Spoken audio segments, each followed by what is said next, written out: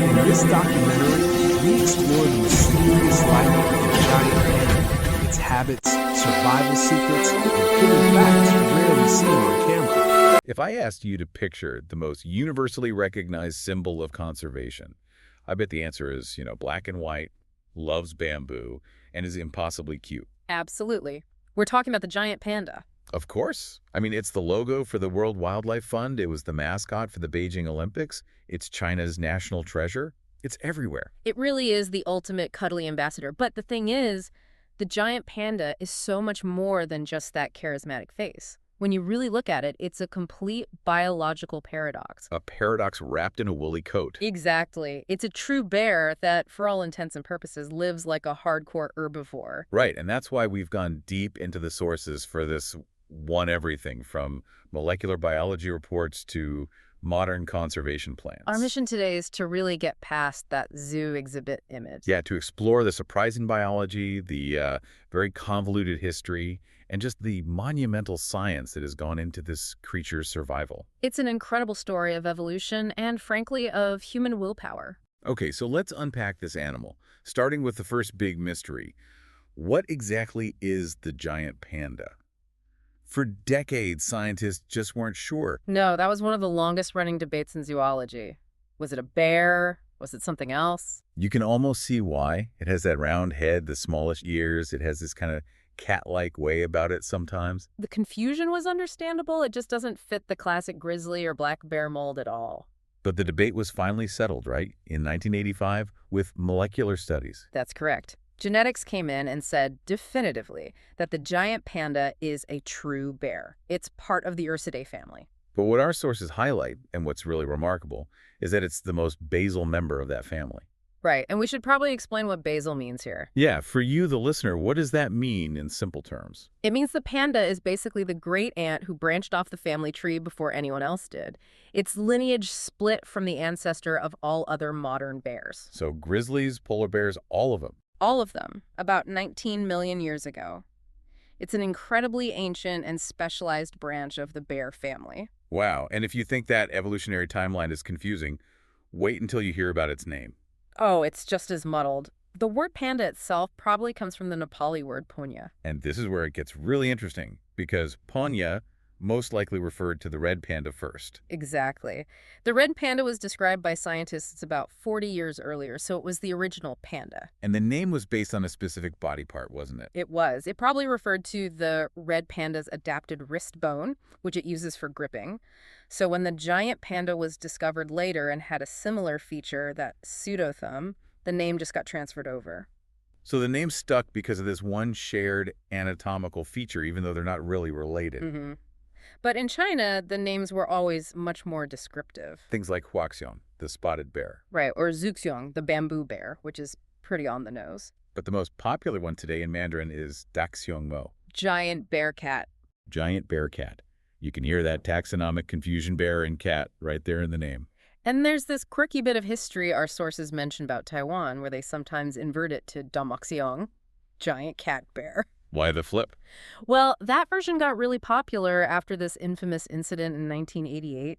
A zoo in Tainan actually painted a sun bear black and white to try and pass it off as a panda. No way, a fake panda. That's incredible. It just shows how badly people wanted to see one. It really does. But, while we think of the panda as this one single image, there are actually two distinct subspecies. That's right. The one we almost always see, the one in zoos, is Oloropoda melanaluca. That's your classic, stark, black and white panda from Sichuan. But there's another one, A.M. quinlangensis, that's only found in the Quinlan Mountains. And they look different. They have a light brown and white pattern, not black and white.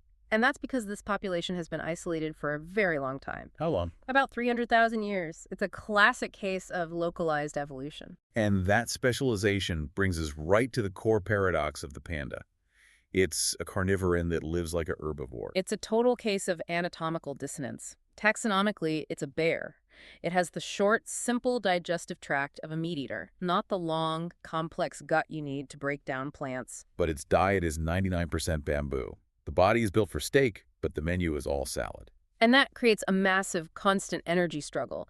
Their gut is terrible at breaking down cellulose, so they get very little nutrition from their food. So to get enough energy just to exist, they have to eat a ridiculous amount of it. An absolutely monumental volume. Our sources say a single panda has to eat between 9 and 14 kilograms of bamboo every single day. It's up to 30 pounds of tough, fibrous stalks. And of course, what goes in must come out. You process that much indigestible material. The output must be pretty high. It is. They defecate up to 40 times a day. It's essentially a perpetual eating and pooping machine. And the food source itself is, well, it's not exactly friendly, is it? Raw bamboo has cyanide in it.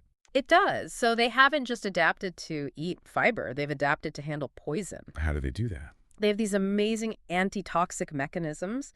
They metabolize about 80% of the cyanide into a less harmful chemical, and they get a lot of help from specific microbes in their gut that can digest it. It's a deep coevolution. So their entire body has been shaped by this one food source.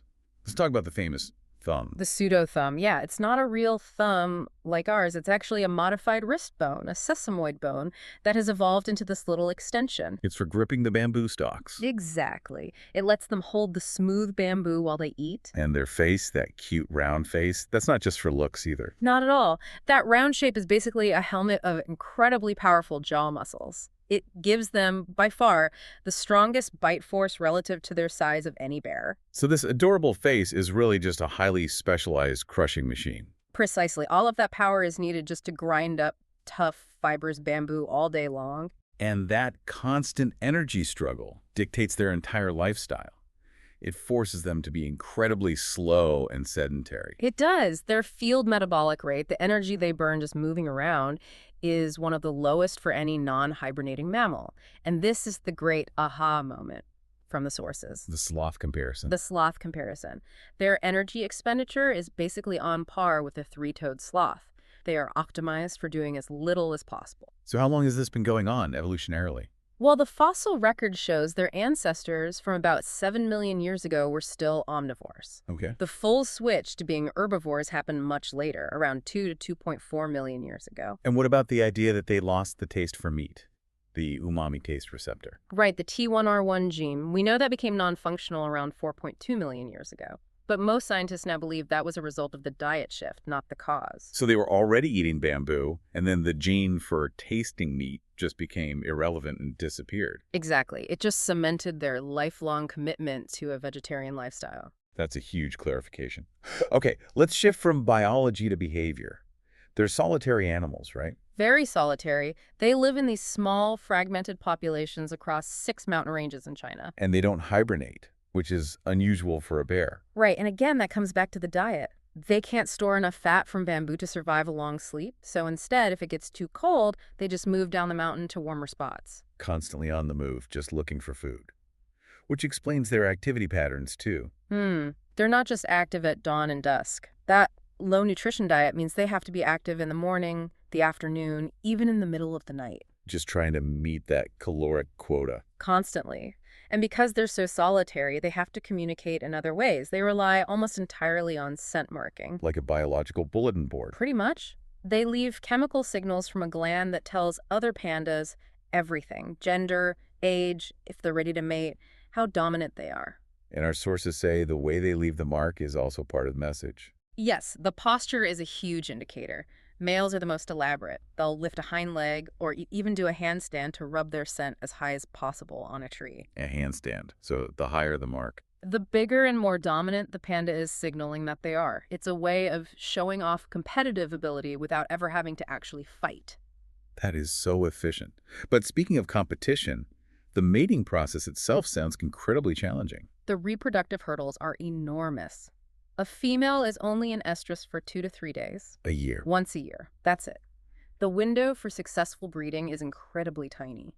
And the babies, when they're born, are just minuscule. Proportionally, they are the smallest baby of any placental mammal, just completely helpless. It weighs about 1/1800th of its mother's weight. That's unbelievable. And about half of the pregnancies result in twins, but the mother almost never raises both in the wild. That's the tragic twin dilemma. And again, it's the diet. The mother can't produce enough milk for 2 cubs. She doesn't have the fat reserves, so she has to choose the stronger one, and the other one, doesn't make it.